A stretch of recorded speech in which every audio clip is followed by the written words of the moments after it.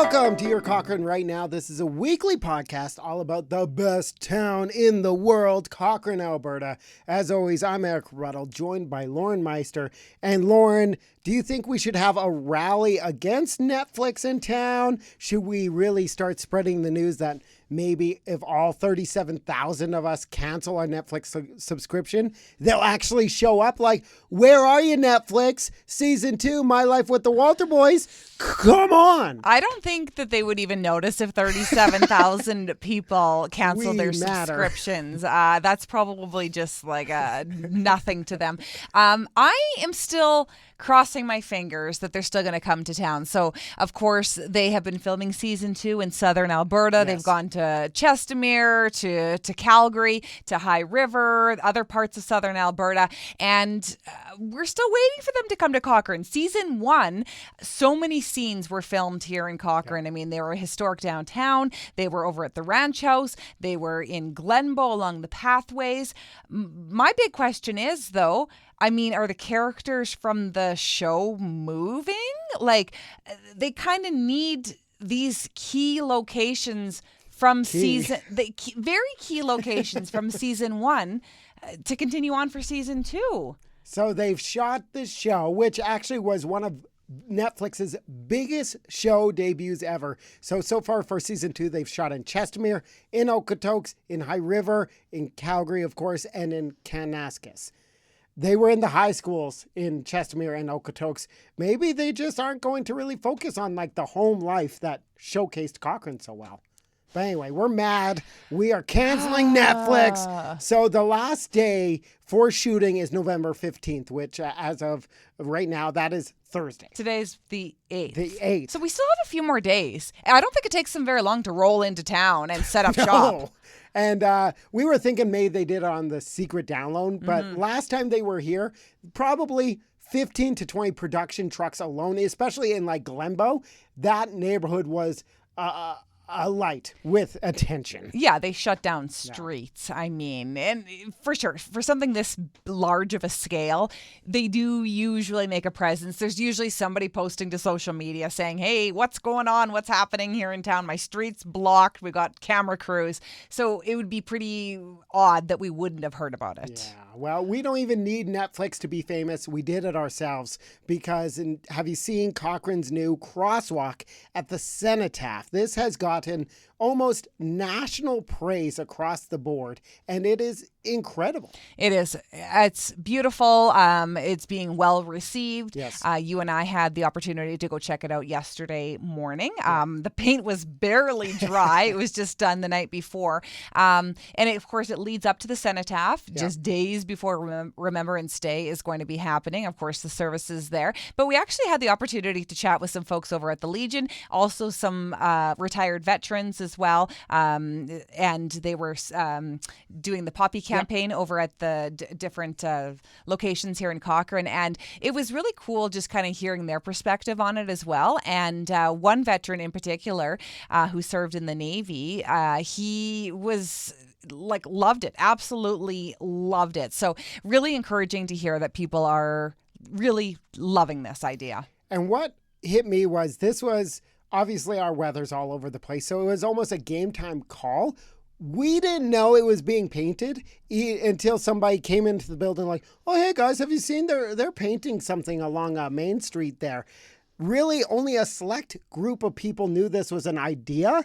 And then once the weather cleared up, they're like, it's go time. It took them 8 hours to paint this Cenotaph crosswalk. And man, I'm really excited that it's probably just going to be a part of town now. Well, exactly. I mean, they're not going to paint over it, right? So it's there.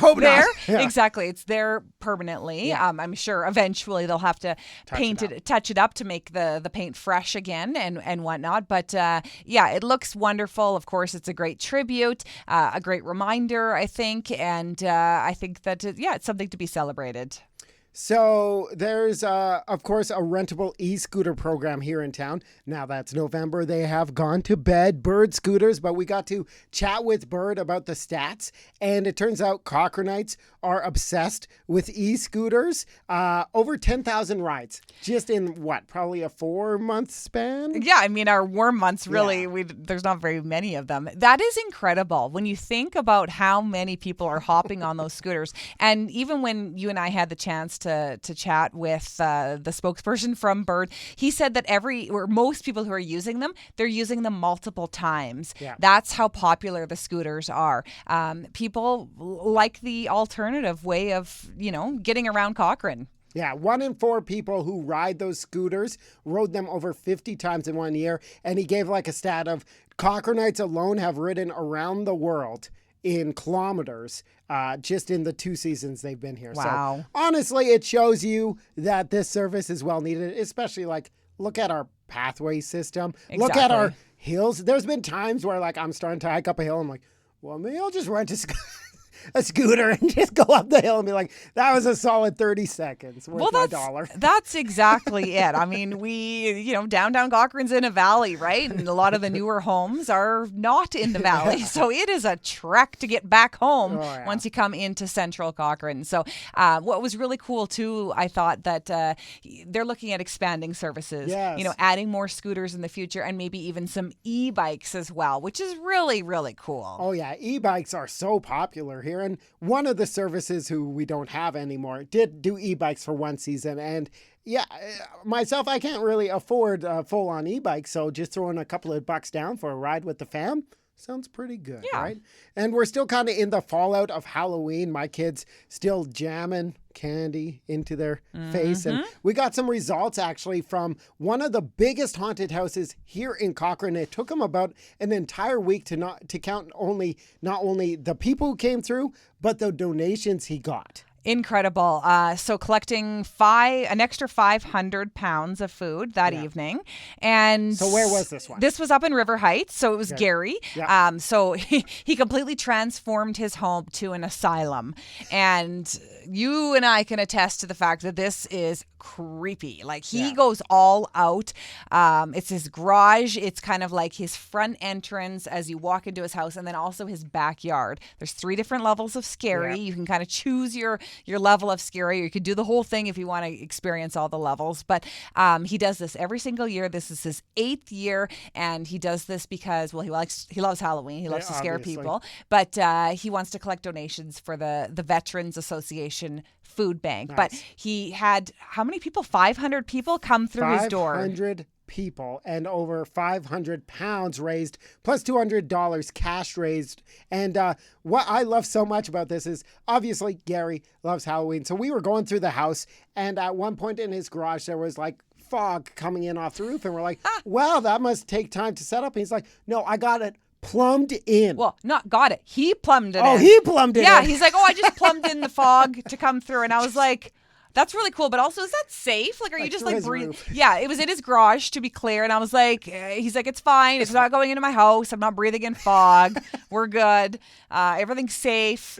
He's a firefighter in his real life. Yeah. And I don't think he's married, so yeah. So I think he's doing pretty good here. Oh my goodness. So we got some people coming into the building right now. This is great. And and of course we are getting some new bridges here in Cochrane going up around town. So in Glenbow and at the Cochrane Ranch, they've been working on paving the pathways. And now these new bridges are almost in, and they're saying a rustic design that's inspired by Parks Canada. Yes, this is so exciting. So what does rustic mean exactly? We're trying to determine that. Of course, these pathways are surrounded by nature. Yes. You can often see deer and, birds and squirrels and all sorts of different wildlife, maybe some bunnies and so many trees. Yeah. So I love the idea that it's going to be rustic, but what's it going to look like? Yeah, they're saying nature, but also super strong. So made out of steel, lasting 50 plus years, can hold a 1/2-ton truck. And of course, we can't skirt around the fact some people were unhappy about the paving of the pathways, right? It does look a little more paved, obviously less natural looking, but the amount of people who maybe have accessibility issues. I've been here for so long. I couldn't imagine going on a wheelchair on those red shale paths. You would tip over. It was totally inaccessible. Exactly. And, especially because whenever it rains or snows or the thaw, the melt and whatnot, and you get the ruts and the red shale. So for sure, this definitely has opened up the pathways to, a lot more people here in the community. Yeah. So the paths have been paved, and then soon we're going to be able to see those bridges. But that is everything going on in town right now. You can keep up with us on all your favorite podcast services. And until next week, talk to you again soon. Yeah.